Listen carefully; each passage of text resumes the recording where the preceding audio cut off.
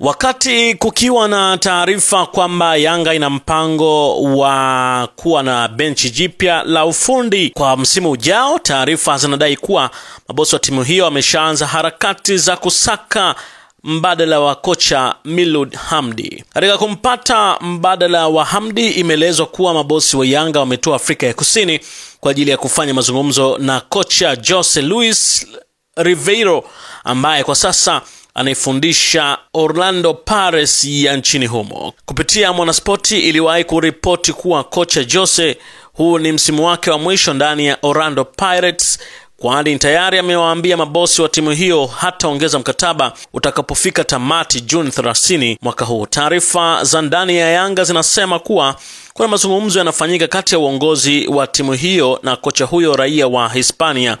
Nikienukua nasema Yanga inafanya mazungumzo na kocha Jose wa Orlando Pirates ili aje kuwa kocha mkuu kwa msimu ujao. Kilichowavutia zaidi ni rekodi zake, ikiwemo msimu huu kuifikisha Orlando Pirates nusu fainali ya ligi ya mabingwa, lakini hata kwa upande wa ligi ya ndani anafanya vizuri, kilisema chanzo hicho. Mbali na Yanga, pia kocha huyo ana ofa ya Saudi Arabia, huko pia akihusishwa na Al Ahly ambayo hivi karibuni iliachana na kocha Marcel Cole baada ya kushindwa kuifikisha timu hiyo fainali ya ligi ya mabingwa barani Afrika. Kocha Jose tangu ametua Orlando Pirates Julai 1 mwaka 2022 amefanikiwa kushinda mataji matatu ya kombe la MTN na mawili ya kombe la Nedbank, huku msimu huu timu hiyo ikiishia nusu fainali ya ligi ya mabingwa Afrika ikipoteza mbele Pyramids. Yanga kwa sasa inaongozwa na kocha Milud Hamdi ambaye ametua kikosini hapo Februari mwaka huu kuchukua nafasi ya Sid Ramovic.